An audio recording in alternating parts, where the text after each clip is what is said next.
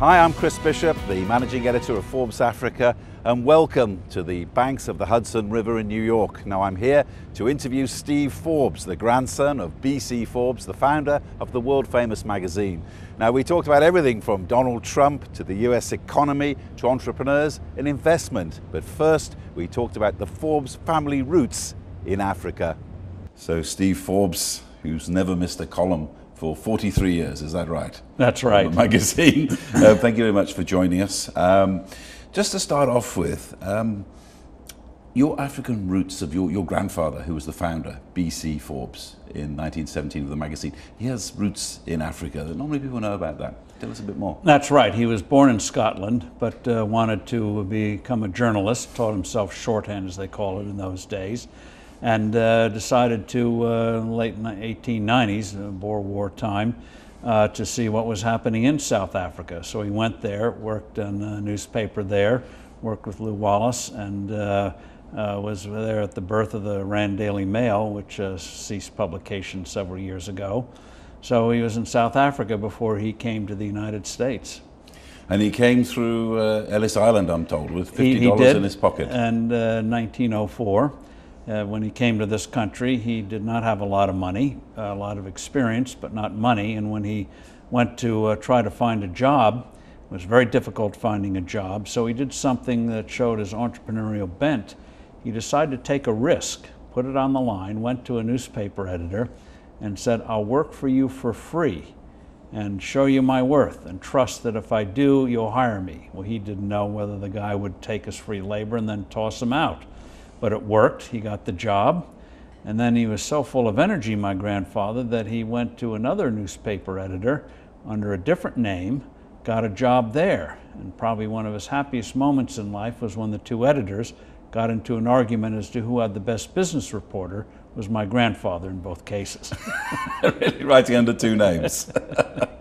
And what finally gave him the idea for Forbes magazine, named after himself?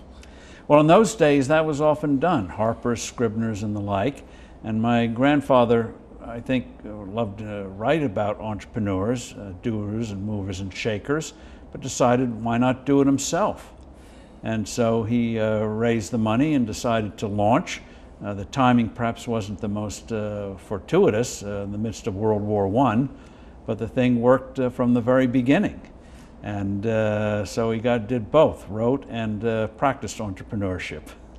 And what's the biggest obstacle that you've had to overcome in your Forbes journey, you think, as an entrepreneur?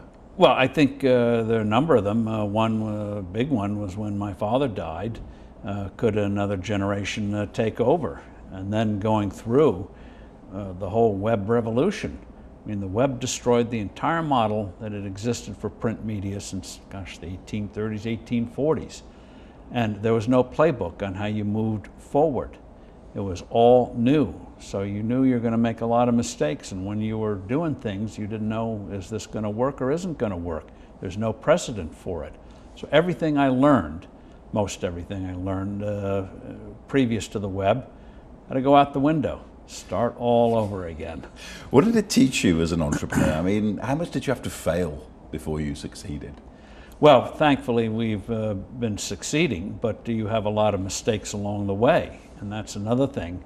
Entrepreneurs do make mistakes. That's how you learn. Steve Jobs is the most notable example. Got fired from his own company before the age of 30, before he came back a dozen years later. So those kinds of things do happen. And if you're an entrepreneur, I think the adage of the age is you can eat well or sleep well, but not both. And in your difficulties as an entrepreneur, what was your lowest point, would you say?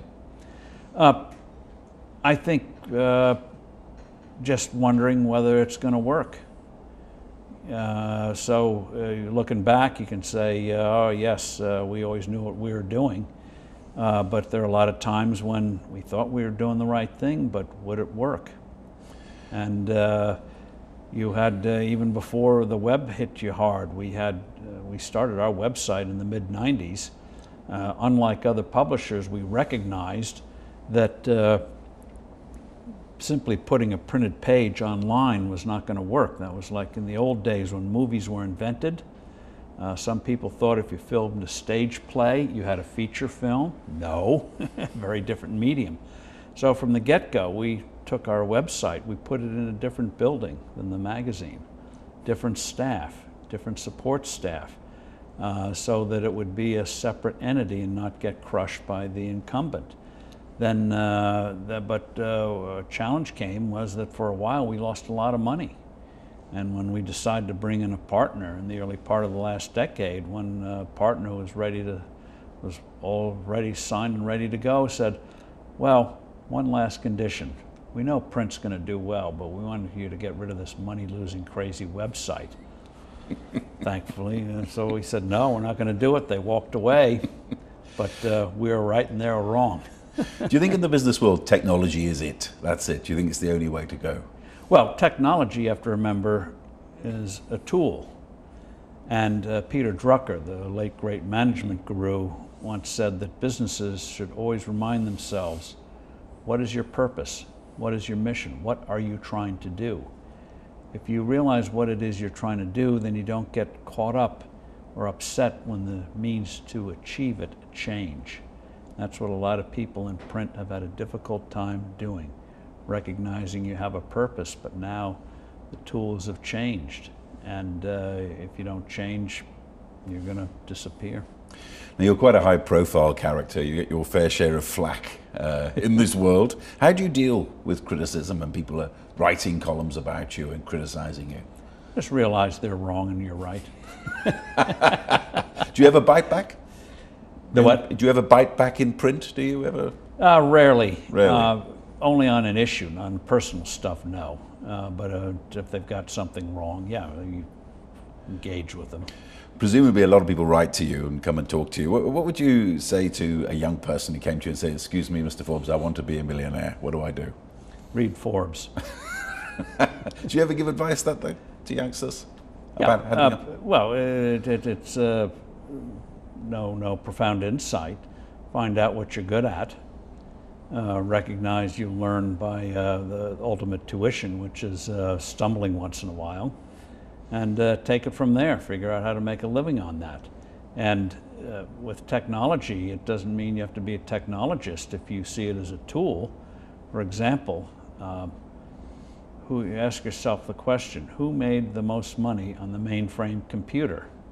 It wasn't the first company that invented it in World War II to better calculate where shells would go, trajectories of shells.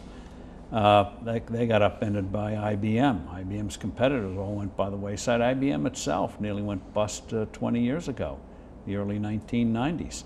You know, made the most money on the mainframe. It's not those who invented it who made it. It was Walmart. Sam Walton, early 1960s, small Arkansas retailer. Figures out that if he can manage inventories and then the supply chains better than anyone else, he'll beat them at their own game.